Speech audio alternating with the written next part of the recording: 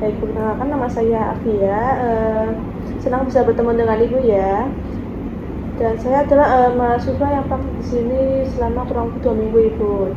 Dan saya ini dari kampus Poltekkes Kemenkes Semarang. Dan ini kalau boleh tahu dengan Ibu siapa ya? Sinta. Dengan Ibu Sinta. Senang dipanggil Ibu Sinta juga. Iya. Baik. Bagaimana perasaan Ibu hari ini? Capek sih sus. Capek, lelah gitu ya. Oke. Bagaimana dengan tidur Ibu semalam? Saya nggak bisa tidur sus. Nggak bisa tidur sama sekali? Iya. Oke, apakah akhir-akhir ini Ibu sering merasa terganggu oleh pikiran Ibu atau dorongan untuk menyakiti diri sendiri, Bu? Iya. Ada? Iya, saya kepikiran terus sus. Oh, oke.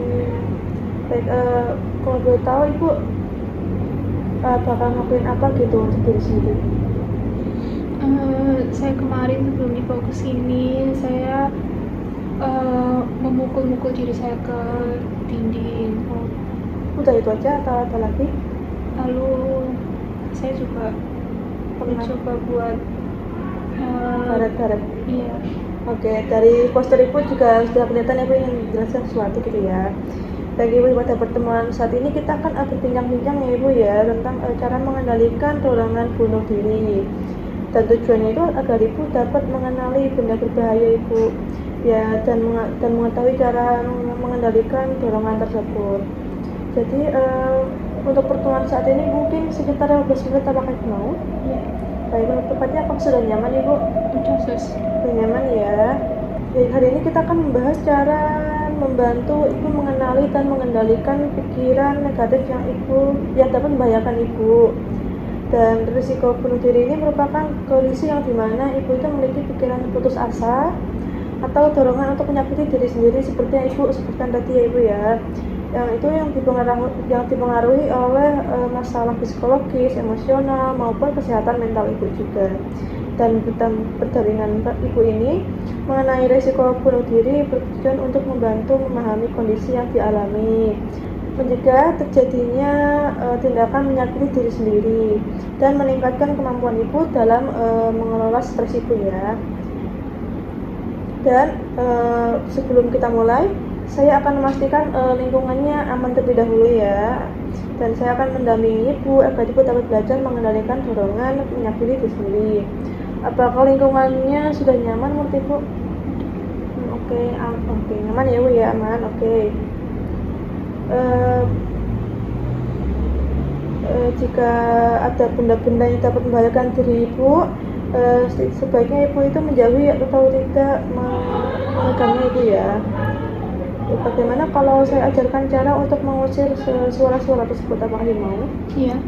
Baik, jika suara itu muncul, Ibu dapat menutup kedua telinga Ibu, lalu dengan rapat Ibu sampai rapat gini, lalu Ibu mengatakan dengan suara yang keras seperti jauhi saya, pergi kamu itu palsu gitu ya.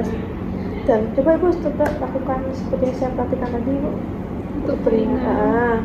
Terus sambil teriak Jauhi saya, benar. pergi kamu, kamu palsu. Baik, benar Ibu ya. Baik Ibu, dengan cara ini Ibu jadi lebih mampu untuk mengendalikan suara-suara tersebut sehingga dorongan untuk menyakiti diri sendiri itu bisa berkurang Ibu. Baik Bu, bagaimana perasaan Ibu setelah mengetahui benda-benda yang dapat membahayakan diri Ibu dan pelajari cara mengusir suara-suara itu Bu? Iya, jadi ngerti caranya sus. Ya, semakin ngerti ya Ibu ya. Baik Bu, apakah bisa menyebutkan benda-benda apa sih yang dapat membahayakan diri Bu? Benda tajam, kayak pisau, Ya. gunting, garis besi mungkin. Oke, yang tajam-tajam gitu Ibu lebihnya ya. Iya. Dan Ibu bisa coba perhatikan lagi untuk mengusir suara-suara yang Ibu nggak mau dengar. Telinga, pergi kamu, Ya. kamu palsu. Ya, oke, bagus sekali Ibu ya. Baik Ibu, selama kita belum bertemu lagi, jika Ibu melihat benda-benda yang dapat membahayakan diri Ibu, segera jauhi ya Ibu ya. Dan jika suara-suara itu muncul kembali, Ibu bisa melakukan cara yang sudah saya perhatikan tadi ke Ibu. Dan pada pertemuan berikutnya nanti kita akan membahas tentang cara berpikir positif ya Ibu ya, yaitu tentang diri sendiri dan bagaimana menghargai dan sebagai individu yang berharga pastinya.